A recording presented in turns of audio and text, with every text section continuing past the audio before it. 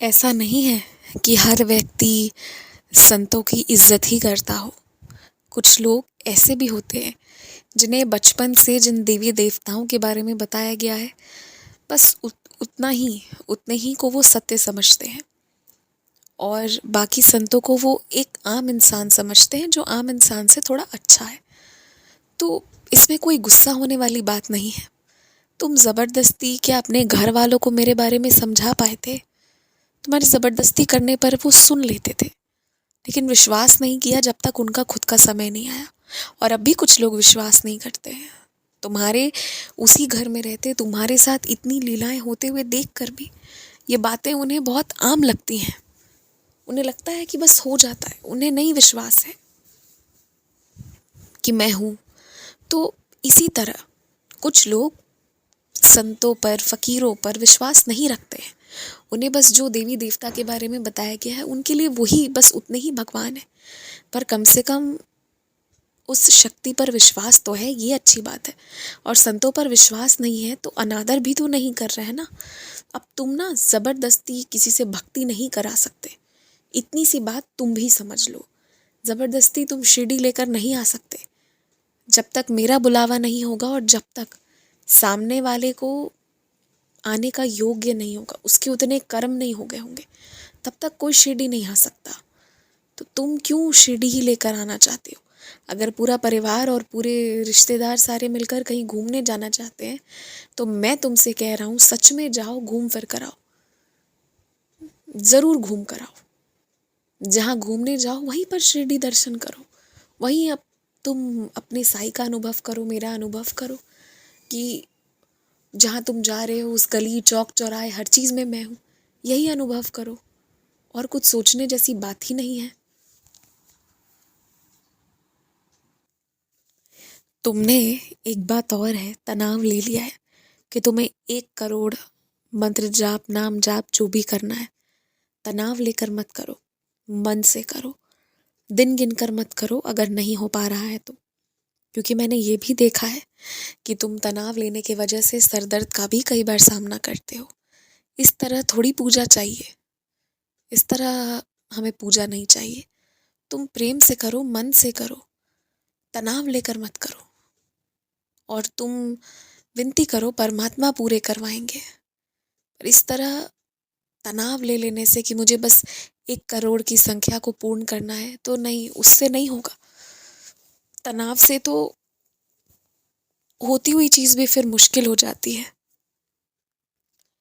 एक बात मुझे कहना है, कुछ लोगों से तुम्हारा रिश्ता बस इतना ही है कि तुम उन्हें तनख्वाह दे रहे हो और वो तुम्हारा काम कर रहे हैं, घंटे, 2 घंटे, 3 घंटे।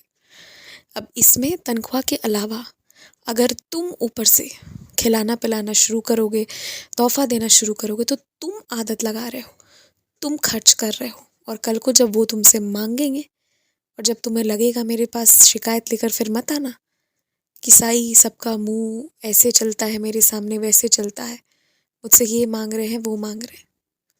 तुम्हारे लगाए हुए आदत होंगे, तुम्हें ऊपर से खर्च करने का आदत हो जाएगा और फिर लोग पकड़ लेंगे कि अरे ये तो खर्च करता है, तो तुमसे करवाने आएंगे। तुम उन्हें मना नहीं कर पाओगे। इसलिए आज अभी मैं सिखा दे रहा हूँ।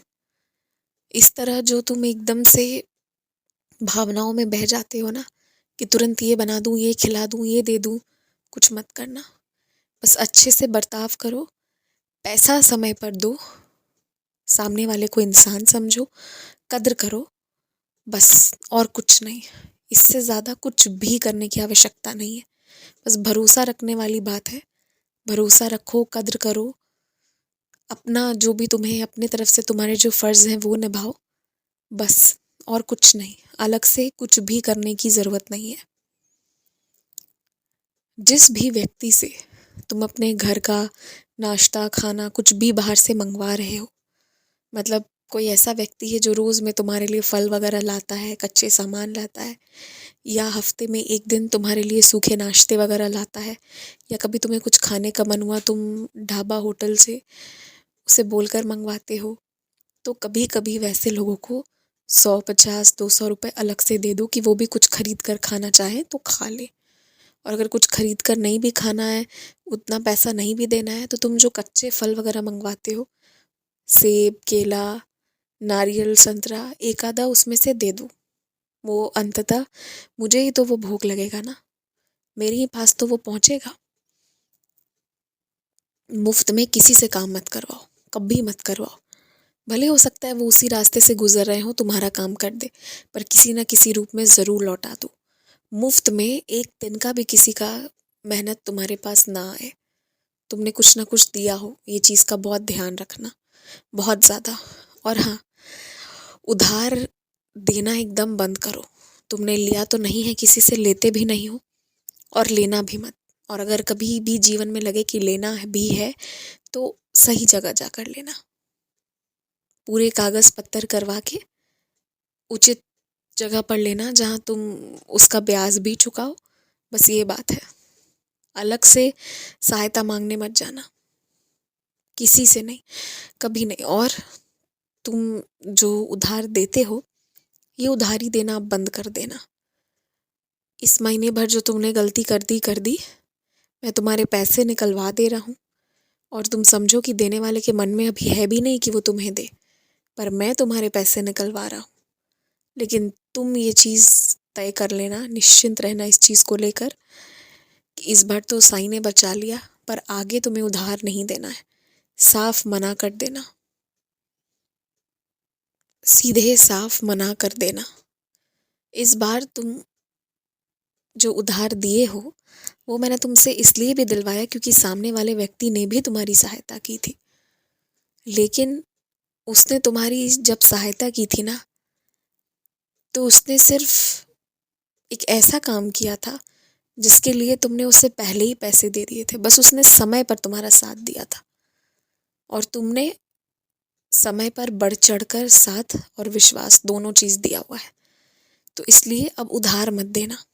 इस बार तुम्हारे पैसे निकल रहे हैं, इसे ये समझो कि बहुत बड़ी कृपा है, बहुत बड़ी लीला है, वरना तुम्हारे पैसे फंस भी सकते थे। लेकिन अब आगे ध्यान रखना कि तुमने उधार देना ही नहीं है, मना कर दो, साफ साफ मना कर दो।